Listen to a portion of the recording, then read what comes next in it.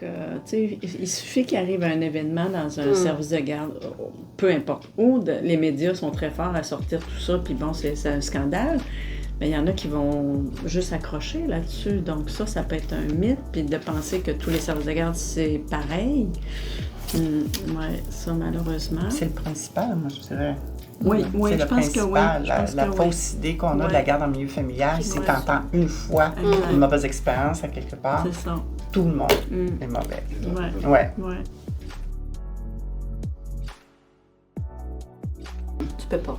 Ben non. La reconnaissance. Une reconnaissance, c'est pas un permis, c'est pas un papier qu'on donne, qu'on vend. Une reconnaissance, c'est Beverly qui arrive ici, qui veut ouvrir sa garderie en milieu familial, son service de garde. Fait qu'on va travailler, on va ouvrir un dossier pour Beverly. Beverly va avoir des entrevues. Beverly va avoir plein de choses administratives. C'est la personne qui est reconnue et non la maison. Donc, c'est la personne qui est reconnue.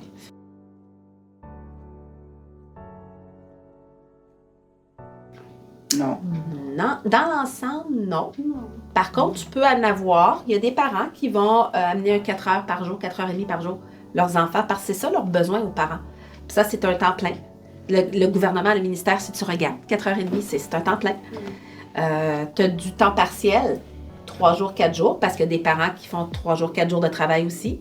Tu as des horaires atypiques. Tu as des docteurs, tu as des infirmiers, tu as des préposés aux bénéficiaires, tu as des professeurs qui travaillent jeudi, vendredi, samedi, dimanche, parce qu'il y a des fois, il y a des cours le samedi.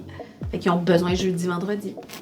Mais le terme halte garderie, la façon que nous, on le comprend ici, c'est que tu appelles le matin et tu dis « Est-ce que tu peux prendre mon enfant 3 heures? » C'est la différence. Tandis que dans nos services de garde, il y a une inscription de base au début de l'inscription, qui est soit, si c'est un temps partiel, oui, ça peut être un 3 jours, mais c'est régulier, là. C'est pas « Tu peux-tu venir ce matin, là? » Tu as une inscription. C'est ça la différence entre la halte garderie. Mais nos services, ce ne sont pas des haltes garderies. Non. Ça, c'est vrai. C'est vrai. Ça, c'est une réalité. Mais oui et non. Nous, on a la chance d'avoir des assistants. Oui, c'est ça. Là, je ne sais pas combien de maris qu'on a ou de fils, parce qu'on n'a pas fait dernièrement notre décompte, mais on a la chance.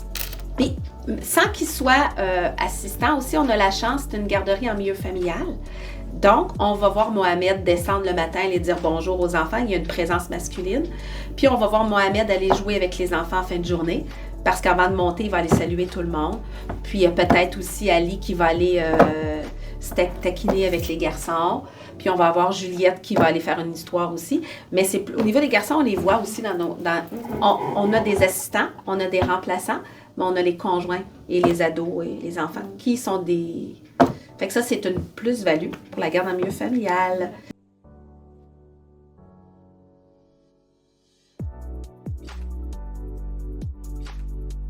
Ben, est-ce que ce qui est...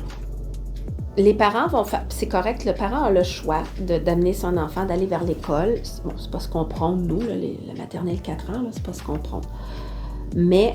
Est-ce que le parent a réfléchi que durant la période estivale, il n'y a plus de service de garde? Et beaucoup de parents n'ont pas réfléchi à ça parce qu'ils n'ont pas pensé à ça. Et là, maintenant, tu ne peux pas revenir au service de garde en installation ou en milieu familial. C'est bien noté. Fait que dès que tu sors de la garde, des services de garde, tout confondu, tu ne peux plus rentrer. Fait que ça, c'est peut-être que... faut y réfléchir.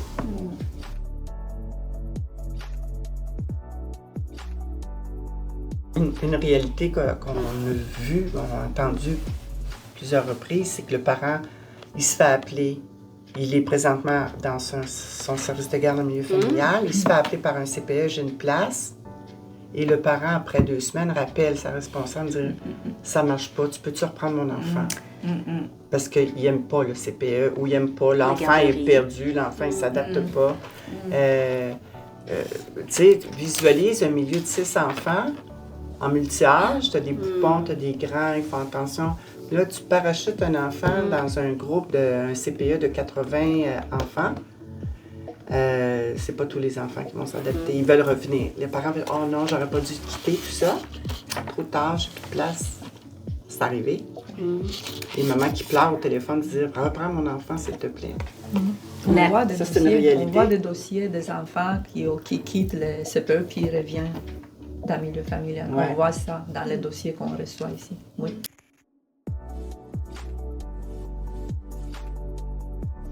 C'est de mettre nos limites, De mettre, oui, plus. parce que c'est des êtres humains.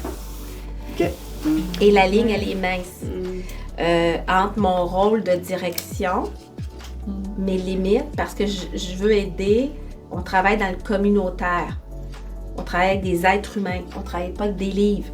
Fait que quand c'est vendredi soir puis arrive une situation particulière, je peux pas dire « tu me rappelleras lundi matin ». OK? Parce qu'il se passe de quoi? Fait qu'il faut que tu rassures quelqu'un, c'est un être humain qui vit avec des situations, il faut que tu l'écoutes. Fait que ça, c'est dur de mettre ses limites. Parce que c'est pas facile. Il faut apprendre à dire non. Il faut apprendre à dire, ben ça m'appartient, ça t'appartient. Puis il reste que c'est des travailleurs autonomes, mais on crée des liens avec ces gens-là. Puis on vit avec ces gens-là, on vit avec les naissances, il y a les mariages, les décès, les deuils. On vit ça avec eux au quotidien. On les appelle, on leur demande comment ils vont. Il y en a qui ont des maladies, on les accompagne dans la maladie. Puis après ça, on a les adolescents qui sont devenus des adultes qui viennent nous voir. On vit avec ces gens-là, malgré qu'on est un bureau coordonnateur, qu'on a notre rôle de gestion, de soutien, mais c'est ça.